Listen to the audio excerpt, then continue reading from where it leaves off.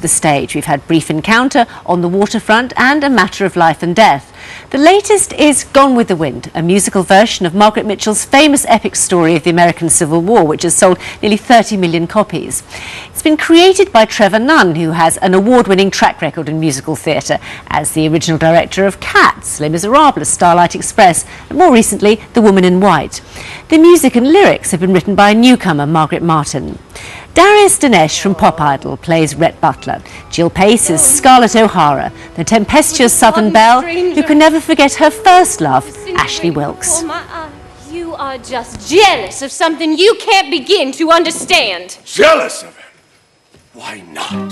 Do you think I don't know how many times when I have shamed your bed that you haven't laid in my arms and imagined I was Ashley Wilkes?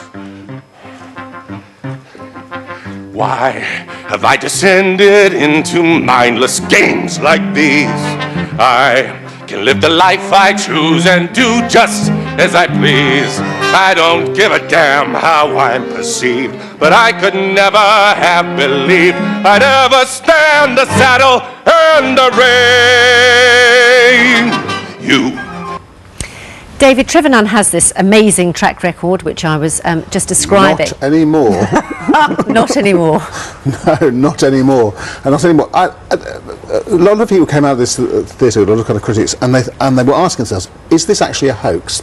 Are we going to wake up on Friday? We've all done our critics programmes on Saturday, and they said, we took you in. The whole thing was organised by Christopher Guest. It's kind of Waiting for Guffman. You know, remember his kind of movie about Blaine, Missouri, where they put on the pageant and they do all the music. Except actually, in this Gone with the Wind, the music is nothing like as professional as the pageant he puts on in Blaine, Missouri, and so on. It is actually the worst theatre thing theatre performance I have ever seen. So you really didn't like it, did you? No, I love being there because you always want to be able to tell your children about the worst theatre performance you ever saw. Really that bad, Natalie? Do you know what? I think in fairness to the performers and the musicians, they are working really hard with something which is pretty much impossible. They are doing their absolute utmost. That's a yes, then. With music which is so awful, so forgettable. The rhymes are such dreadful doggerel. I mean, over and over again. I lasted 90 minutes before I started to laugh. When poor I mean, God, I just feel for them so strongly. Poor woman has to stand there and go, oh, my dreams have gone with the wind. Oh, don't make her sing that. They patronised us at every possible stage. The narrative of it drives it as though you were somehow retarded all the way through. We're at the Daily Examiner office. Do you know how I can tell? There's a sign that says Daily Examiner office. Do you know how I could tell if I were blind? Somebody comes in and goes, we're at the Daily Examiner office. Stop telling me what I can see. Oh. It is just so depressing at the end of the day. It wasn't even a show that was bad that you could come out and laugh about and say, you know, an appalling night and have that relish in it. You just wonder, or I did anyway, what was in their head? Did anybody really think this would make a musical? And when they were presented with, you talk about the music, which was virtually non-existent, as was the dancing. Oh, if only it had been non-existent, there's loads of it. When you get lyrics with Scarlett singing, I so wanted to go to the ball, but like Humpty Dumpty, I fell off the wall. I mean, didn't someone look at that and say that is dreadful? You know, these are talented people, and you're right to say, but the cast, all of them, they worked really so worked hard for this, no, and to waste all their talents. It wasn't one of those things that you come out and relish it, and as a critic think of all witty things about not giving a damn. I just felt sad. Well, let's see a little bit more of the performances, which is one bit that you did like. We hear Darius Dinesh and Jill Pace now in a duet. I never cared before, or wanted so to give, but now my joy's no more. Where is the will to live?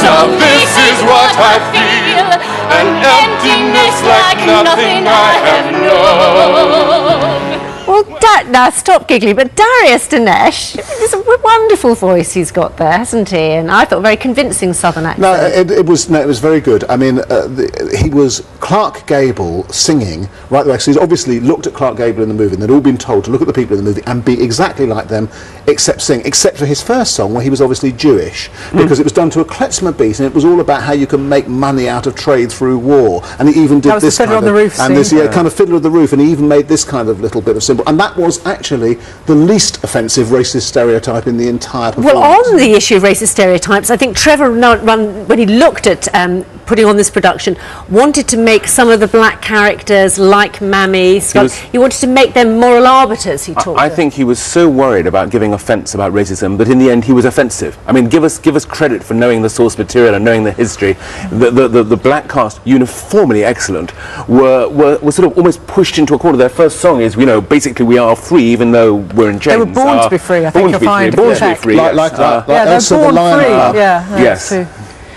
But looking at some of the production techniques, I mean, the narration, which I've seen Trevor Nunn do very successfully, and Nicholas Nickleby, when the characters stand up, tell the story. I mean, it's a very difficult. I mean, it's a difficult book to adapt. They were trying for that, but in this case, you know, what you got was somebody shoots somebody, and then they turn to the audience to say, "I shot him." Yes. Or then they open the door and leave, and they say, "I opened the door and left." So it was sort of not like Nicholas Nickleby, which was a brilliant distillation all those years ago. This was more like Lady Bird book of Gone with the Wind. This is how we open the second half, more or less. The war was over. The South had lost. What was the good of it all? I completely agree.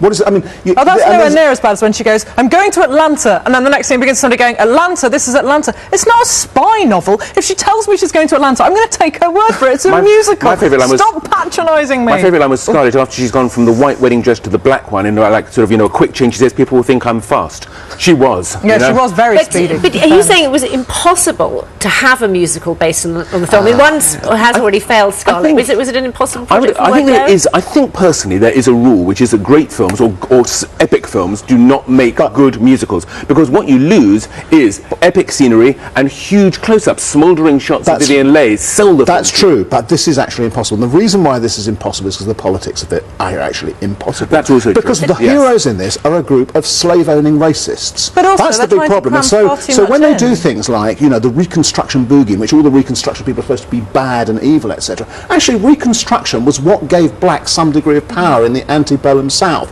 So you actually have to take sides, almost with the KKK. Wonderful line. Ku Klux Klan, I tell them that's not the way to go. Yeah, understatement of the century there. It's not as bad as the misogyny, in fairness, where at the end she gets Scarlett O'Hara, a feminist icon, goes, "Perhaps I'll just sit here and behave and then Rhett will come back." All right, Stepford wife, do that. Okay. It's dreadful. Well, Gone with the Wind continues at the New London Theatre. Not for long. With two